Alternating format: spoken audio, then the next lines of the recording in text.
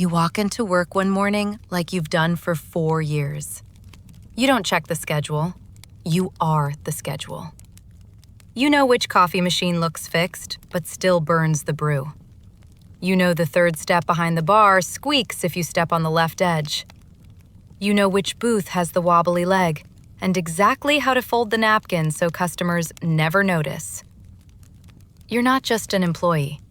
You're part of the place, part of the rhythm. The kind of person new hires are told to watch and learn from. Then one day, your manager brings in someone new, someone they personally trained at another location, younger, cheaper, smiling a little too much. And you're told she's here to support the team. What they don't tell you is this: her real job is to watch you, to document every hesitation, every minor mistake, every moment you're human, until there's enough on paper to replace you. Not all at once. Slowly. Quietly. Perfectly. By the time you realize what's happening, it's already too late. The reports are written. The meetings are scheduled. The decision has been made.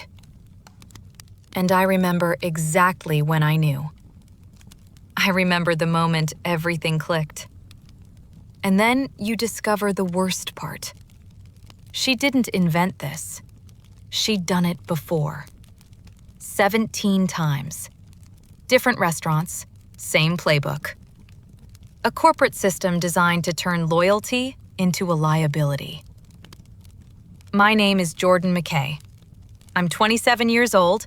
I spent weeks unemployed, staring at my phone, wondering how one job loss had turned into a career death sentence. Corporate made one fatal mistake. They assumed I'd be embarrassed. They assumed I'd disappear quietly. What they didn't know was that I'd been paying attention the entire time. This is the story of how I got fired from a job I loved, rebuilt the proof they never thought I'd keep, and exposed a system that only works when people stay silent. And no, I didn't get revenge. I did something far worse. Bellamy's was the kind of restaurant people discovered and then never shut up about. We didn't advertise, didn't need to. Word of mouth kept us packed most nights, and the owner, Marcus Bellamy, was old school about it. Good food, better service, let the reputation build itself. That was his philosophy, and it had worked for 23 years. I started working there when I was 23, putting myself through community college and learning the difference between Pinot Noir and Pinot Grigio while memorizing the menu and perfecting my smile for difficult tables. 4 years of working my way up from the newest server who didn't know where anything was to the person other servers came to when they needed help with a complicated order or a table that was about to walk out. I was good at my job. Not in a flashy way, not in a way that demanded attention, but in the way that mattered, the way that kept people coming back. I remembered names. I remembered that Mrs. Henderson liked extra lemon in her water, and that Table 12 always ordered the salmon but wanted the sauce on the side. I knew how to read a table, when to check in and when to leave them alone, when to joke and when to just be professional and efficient. Marcus noticed. He'd pull me aside sometimes after a particularly rough service and tell me I was doing great, that I had a future there, that someday I'd probably run the place. It felt good to hear. It felt like I was building something. Then, 2 years ago, Marcus sold Bellamy's to a restaurant group called Meridian Hospitality. They owned 4 other locations across the state, and Marcus stayed on as general manager of our location. But things started changing. Slowly at first. New computer systems. Corporate emails about brand standards and efficiency metrics. Quarterly reviews that felt more like interrogations than conversations. But Marcus was still there, still running things his way mostly, so we adapted. We figured it was just the price of growth, of being part of something bigger. And then, 3 weeks before everything fell apart, they sent us Vanessa Trace. She walked in on a Tuesday afternoon, right in that dead zone between lunch and dinner, when we were doing side work and the kitchen was prepping for evening service.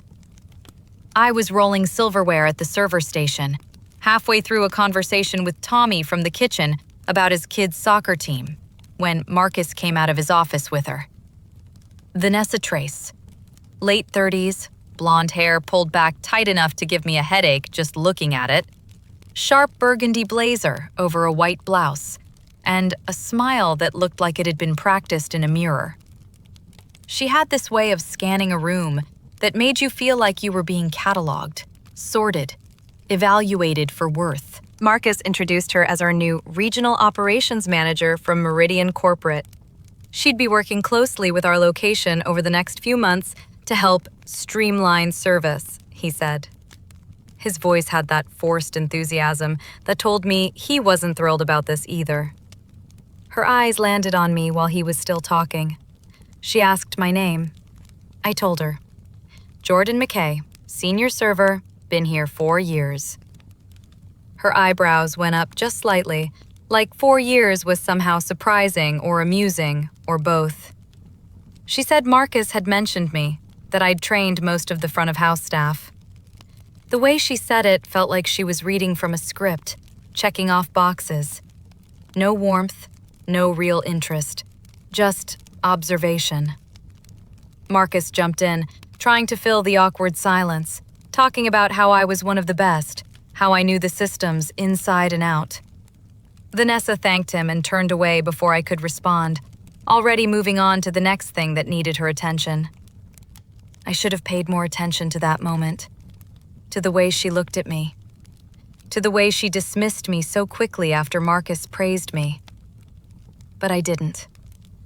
I told myself she was new, she was stressed, she was trying to make a good impression on corporate. I told myself I was reading into things.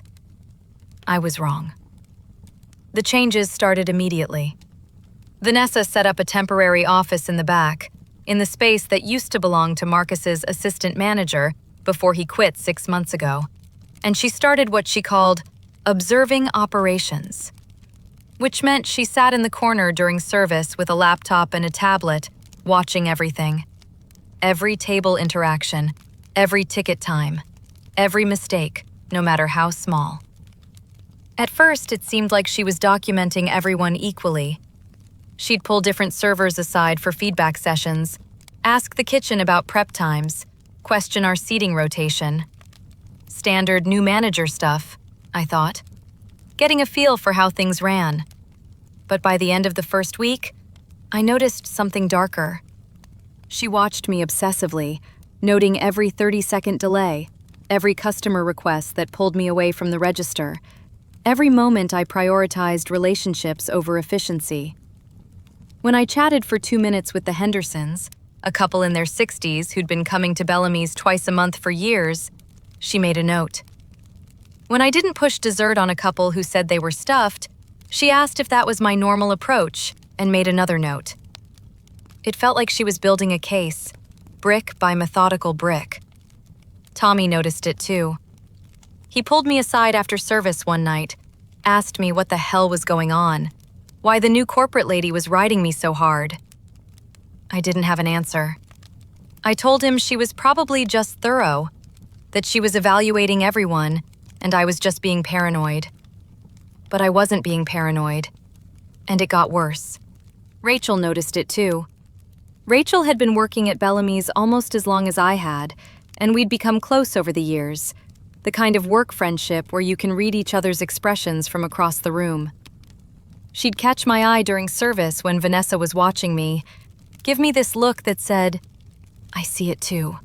What the hell is happening?" But neither of us understood it yet. We didn't have the full picture. We didn't know that Vanessa had done this before, in other locations, to other people. We didn't know I was already marked for removal. All we knew was that something felt wrong, and it was getting worse. By the second week, she started pulling me aside during service. Not after, when we could sit down and have an actual conversation. During, In the middle of a rush, when I had 6 tables and the kitchen was backed up and everything was chaos.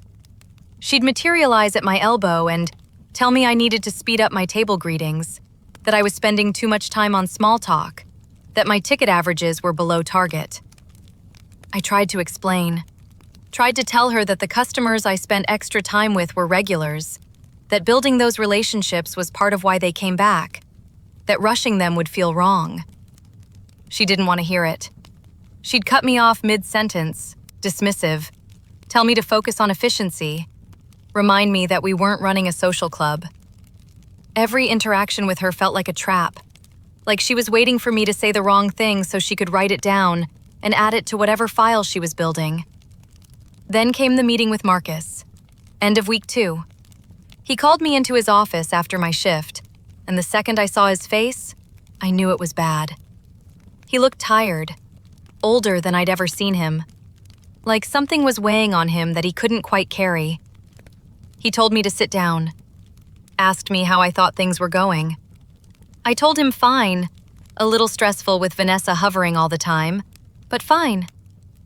He nodded slowly, like he'd expected that answer, like he'd been dreading this conversation. Then he told me Vanessa had raised concerns about my performance. I felt my stomach drop. Performance concerns. About me. After 4 years of stellar reviews, after Marcus himself had told me I had a future there, after I'd trained half the damn staff. Performance concerns. I started to argue, started to defend myself, but Marcus held up his hand. He said he knew, that he'd watched me work for years, that he knew I was good at my job. But Vanessa was showing him data. Table turn times, customer interaction duration, ticket averages. And according to her metrics, according to corporate standards, I was underperforming. I couldn't believe what I was hearing. Corporate standards. This wasn't some chain restaurant where the goal was to flip tables as fast as possible. This was Bellamy's. We'd built our reputation on relationships, on making people feel welcome, on the exact opposite of corporate efficiency metrics. I told him that. Reminded him what he'd always said about word of mouth, about building something that lasts.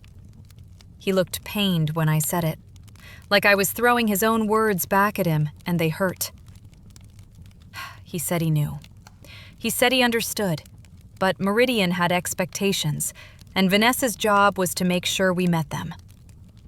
And then he said the thing that made me realize how bad this really was. He said Vanessa wanted to bring in someone new, someone she'd trained at the flagship location downtown, to mentor the staff on efficiency protocols. I felt cold when he said it, because I understood what that meant. They weren't bringing someone in to help me improve. They were bringing in my replacement. I asked him directly, "Are they trying to fire me?" He said no, not fire, just that I needed to keep my head down, do the job, show Vanessa I could adapt. But his eyes told me the truth. He knew what was happening. He knew it was wrong. And he was going to let it happen anyway, because he was scared of losing his own job if he stood up to corporate. I left his office feeling numb. 4 years. 4 years of loyalty and hard work and doing everything right. And it meant nothing. Because some corporate efficiency expert had decided I was too expensive or too independent or too something, and now they were building a case to get rid of me. But I still didn't know how deep it went. I still didn't know about the pattern, about the 17 other people Vanessa had done this to at other locations. I still didn't know that the person they were bringing in wasn't just my replacement. She was my executioner. Her name was Sienna Vale, and she walked through our door 2 days later with a smile that didn't reach her eyes and a job that I didn't know existed yet. Vanessa introduced her to the staff during our pre-service meeting. Said her name was Sienna Vale, that she was one of their top performers from the downtown location, that she'd be joining us for the next month to help elevate our service standards. Sienna gave a little wave, all bright and eager and perfectly corporate approved. 24 years old, perfect highlights, perfect teeth, perfect empty enthusiasm. She looked right at me when Vanessa introduced her, and I saw something in her expression. Not friendliness, not even curiosity, just assessment. Like she was measuring me for a coffin and checking to make sure the dimensions were right. Vanessa assigned her to shadow me. Said since I was one of the senior servers, I'd be the perfect person to show her how things worked at our location. I forced a smile and said, "Sure, happy to help." But inside, alarm bells were screaming. This wasn't training. This was surveillance. The first shift with Sienna confirmed it. She asked questions, but they weren't the normal questions someone learning a new restaurant asks. She wanted to know how long I spent at each table during initial greetings, what my average ticket time was from order to payment, whether I usually upsold appetizers and desserts, and if not, why not? She took notes on everything. Every decision I made, every interaction with a customer, every moment where I deviated from whatever perfect corporate server script existed in her head. When I chatted for 2 minutes with the Hendersons, Sienna made a note and asked if I always spent that much time socializing instead of focusing on table turnover. When I didn't push dessert on a couple who said they were stuffed, she asked if that was my normal approach and made another note. It felt like being dissected. Like every natural instinct I had, every relationship I'd built, every reason I was good at this job was being recorded as evidence against me. By day 3, I knew for certain. Sienna wasn't there to learn from me. She was there to document everything I did wrong so that when they fired me, they'd have a paper trail that made it look justified. Rachel confirmed my suspicions that night after close. She pulled me aside, voice low, told me she'd overheard Vanessa and Sienna talking in the office. The door had been cracked, and Rachel had been in the hallway putting away supplies. She'd heard Vanessa's voice clearly. Just document everything. Every deviation from protocol. Every time Jordan does something inefficient. We need a paper trail. A paper trail. Not to help me improve, not to give me feedback. A paper trail to fire me and make it look legitimate. I felt sick. Rachel grabbed my hand, worried, asked what I was going to do. I didn't have an answer. I needed this job. I'd just finished school, had student loans and rent, and a life I'd built that required a steady paycheck. I couldn't just quit. But staying meant waiting for the axe to fall, waiting for Vanessa and Sienna to collect enough evidence to justify throwing me out. Rachel said something that stuck with me. She said we needed to be smarter than them. And she was right. But I didn't know how yet. I didn't know what being smarter meant when the system was rigged against you. I found out the hard way. The breaking point came on Valentine's Day weekend, the busiest night we'd had in months. Every table booked, kitchen running at full capacity, the kind of controlled chaos that separated good servers from great ones. And Vanessa decided that this was the night to conduct my formal performance review. She announced it before service started. Said she'd be observing my section for evaluation purposes, that Sienna would be available to assist if I needed help managing my tables. The message was clear. They were setting me up to fail. I had 7 tables that night. A nervous couple on a first date, a family with 2 loud kids, 4 impatient businessmen. The Hendersons, thank God, at least 1 friendly table, 2 women celebrating a promotion, a 6-top that had already waited 40 minutes and arrived annoyed, and a couple that looked like they were in the middle of a fight. Standard Friday night chaos, the kind of shift I'd handled hundreds of times before. But this time, Vanessa was watching, waiting, And Sienna was hovering like a vulture, ready to swoop in the second I showed any weakness. I moved fast, got drinks out, took orders, kept everything flowing. I was good at this. I'd been doing it for 4 years. I knew how to juggle difficult tables and keep everyone happy. But Vanessa wasn't watching me succeed. She was watching for any opportunity to say I failed. Then table 20 flagged me down. The six-top that had arrived angry. They wanted to know why their appetizers were taking so long. I apologized, went to check with the kitchen. The line was slammed, running 15 minutes behind on everything.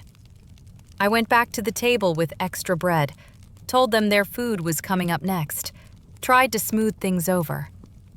Vanessa materialized beside me as I was walking away. Asked why I gave them free bread. I explained they were frustrated and I was trying to de-escalate.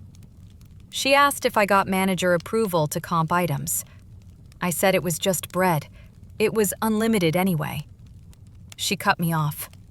Said I didn't have authority to give away food, that it was against policy, that she was noting it as an unauthorized comp. She called it theft. Giving angry customers free bread while their late appetizers cooked was theft. I wanted to scream, but I was in the middle of service, surrounded by customers, so I just nodded and walked away with my hands shaking. 10 minutes later, everything fell apart. The businessmen at table 15 were ready to order, but I was stuck at table 22, trying to split a check for the fighting couple. The Hendersons needed drink refills. The family's kids spilled juice everywhere. I was drowning, trying to manage 7 tables while Vanessa watched me struggle and took notes. And then Sienna swooped in.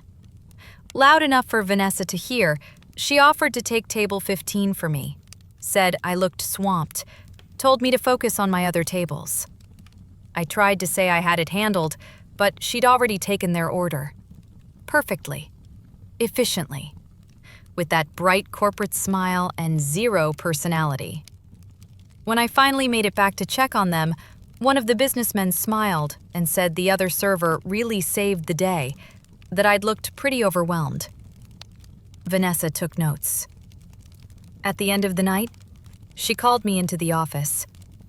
Marcus was there, wouldn't look at me. And Vanessa, in that cold, professional voice, said she was recommending immediate termination for performance inadequacy and policy violations. I tried to argue, tried to point out my 4 years of excellent reviews, tried to explain that the bread wasn't theft, that I'd been set up. But she had her documentation, her metrics, her paper trail. And Marcus, my mentor, the man who'd told me I had a future there, signed the termination paperwork without meeting my eyes. I had to clean out my locker that night. Security watched me pack 4 years of my life into a backpack. 4 years gone in 15 minutes. Rachel found me in the back room, crying as she hugged me, asking what I was going to do. I told her I didn't know yet. But I was lying. Because standing there in that back room, packing up my things while my hands shook with rage and grief and humiliation, something crystallized in my mind. They'd set me up. Carefully, methodically, with corporate backing and fabricated evidence and a replacement already lined up. But they'd made one critical mistake. They assumed I'd just go quietly, take my severance and disappear. They had no idea I was about to burn their entire system to the ground. I spent the weekend spiraling, crying, raging, cycling through every interaction trying to figure out what I'd done wrong. But I hadn't done anything wrong. That was the thing. This wasn't about performance. It was about money and control and corporate efficiency metrics that valued profit over people. Sunday night, I opened my laptop, and I started digging. First, Sienna's social media, LinkedIn, Instagram, Facebook. And there it was, posted 3 weeks ago, before she'd even set foot in our location. Excited to announce my new role as assistant manager at Bellamy's Grill. Assistant manager. My job. The promotion Marcus had hinted at a year ago. The position that should have been mine. She'd been hired to replace me before they even fired me. Before the evaluation. Before any of the documented evidence. The whole thing had been predetermined. Vanessa had decided I was gone before she ever spoke to me. But that wasn't enough. I kept digging. I went through Vanessa's professional history. 6 years with Meridian Hospitality, moving between locations as a regional operations manager. And everywhere she went, the same pattern emerged. Anonymous reviews on Glassdoor from people at other Meridian locations. One said, "Regional manager came in and fired 3 senior staff within a month, replaced all with people she'd personally trained." Another warned that if Vanessa Trace got assigned to your restaurant, you should start looking for a new job immediately because she always cleaned house and brought in her own people. A third said Vanessa's efficiency improvements just meant firing anyone making more than minimum wage and replacing them with younger, cheaper staff who wouldn't question corporate. She'd done this before. Multiple times. At multiple locations. 17 people. The same system. Over and over. It was her playbook. Come in, document everything the expensive senior staff does, find policy violations or manufacture them, build a paper trail, fire them, replace them with cheaper, corporate-approved employees. And Sienna was her protege, her plant. Probably promised promotions and opportunities in exchange for helping push people out. I had the pattern, but I needed proof, hard evidence, something that would make corporate care. I called Rachel the next morning. Asked if she still had access to the staff portal. She said yes, but sounded nervous. I told her I needed screenshots of my performance reviews from the past 4 years and a copy of the employee handbook, specifically the sections on policy violations and termination procedures. She hesitated, asked what I was doing. I told her I was going to make sure this never happened to anyone else. An hour later, the files arrived. My performance reviews. Exceeds expectations for years 1 and 2. Outstanding performance for years 3 and 4. The most recent one, from 6 months ago, included a note from Marcus recommending me for management training. Management training. 6 months before Vanessa arrived and decided I was incompetent. And then I found it. Buried in the employee handbook, section 12.4. Termination procedures. Any termination for performance-related issues must be preceded by at least 2 written warnings, with a minimum of 72 hours between warnings to allow for employee improvement. I'd received 1 verbal warning, from Vanessa, during service. No written documentation until the termination itself. They'd violated their own policy. I drafted an email, sent it to Meridian Hospitality's HR department with Marcus and Vanessa copied. Laid out everything. The policy violation, 4 years of excellent reviews, the fact that my replacement had announced her new position before I was terminated. Attached all my documentation. And then I wrote 1 more paragraph. Said I'd noticed a pattern in Vanessa's employment history, that she seemed to leave a trail of terminated senior staff at every location, and that I was requesting a full investigation into her practices across all Meridian properties. I hit send and waited. Tuesday afternoon, my phone rang. Patricia Chen from Meridian's HR and Legal Compliance Department.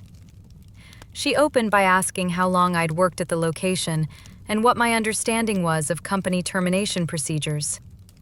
I explained the policy, the 2 written warnings requirement, the 72-hour window. She asked if I'd received any written warnings. When I said no, just 1 verbal conversation during service, I heard her pause. Then she said, "Walk me through exactly what happened." For the next hour, she asked detailed questions. Every interaction with Vanessa, every note Sienna took, the night I was fired, the specific wording Vanessa used when she called it theft. Her voice remained careful, professional, giving nothing away, until she asked about Marcus's involvement. When I mentioned he looked like he knew this was wrong, she asked exactly what I meant by that. And when I described the way he wouldn't meet my eyes while signing the paperwork, she took a long pause. Then came the question that changed everything. Have you looked into whether this situation might have occurred at other Meridian locations? My chest tightened. I told her I'd seen some Glassdoor reviews online that suggested a pattern, but I didn't have exact numbers or documentation. I asked why she was asking. Another pause, this one longer. Then she said, "That's something we're going to need to investigate." She asked if I'd be willing to discuss what that investigation might look like and whether I'd consider settlement discussions. I asked what kind of settlement she had in mind. Full back pay for the time I'd been terminated, reinstatement with a formal apology, a guarantee that Vanessa would no longer be assigned to our location. I told her that wasn't enough. I wanted Sienna gone too. I wanted documentation that Vanessa's termination scheme violated company policy. I wanted every person she'd fired contacted and offered the same settlement. There was a long silence on the other end. I could almost hear her thinking. Then she said she'd see what she could do, but I needed to understand that if what I was suggesting turned out to be accurate, the company would be facing significant liability and legal exposure. I told her I understood, and I meant it. Thursday night, Marcus called. Asked me to come in the next day. Said we needed to talk. His voice sounded like something was cracking inside it. Friday afternoon, I walked back into Bellamy's. Marcus was at the bar, alone. He looked 10 years older. He told me he owed me an apology, a real one. Said he knew what Vanessa was doing. Not at first, but by the end he knew.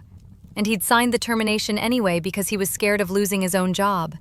Scared of going against corporate. Scared of what standing up for me would cost him. He'd made the wrong choice, he said. Then he told me Vanessa was gone. Corporate had fired her the day before. They were investigating every termination she'd overseen. Sienna had resigned that morning. HR wanted me back. Full reinstatement. Back pay. Formal apology. He asked if I wanted to come back. I sat down across from him. Told him honestly that I didn't know if I wanted to work for someone who'd chosen corporate over me when it mattered most. That hurt. Not the metrics or the bullshit efficiency reports. The fact that he knew it was wrong and let it happen anyway. He said he knew. Said he understood if I walked away. I told him I'd take the settlement and the reinstatement. But I wasn't coming back as a server. I was coming back as his assistant manager. Equal partnership. Real decision-making authority. Because if we were going to rebuild trust, it started with him trusting me with actual power. And I want new policies, I said. No more corporate observers without staff input. No more secret evaluations. Transparency. That's how we rebuild. He extended his hand across the bar. We shook on it. 3 months later, I'm sitting in what used to be Vanessa's office. My office now. Assistant manager. The title I should have had years ago. Rachel pokes her head in, calls me boss with a grin. We have a staff meeting in 10 minutes. Boss. It's a strange word. Not like victory, not like revenge. Just different. I never told the whole story to anyone except Rachel and HR. The other staff knows Vanessa got fired and I came back. But they don't know about the 17 other people. They don't know how close corporate came to sweeping it all away. And honestly, I'm tired of thinking about it. Because here's what nobody tells you about fighting back, about getting justice, about making the people who hurt you face consequences.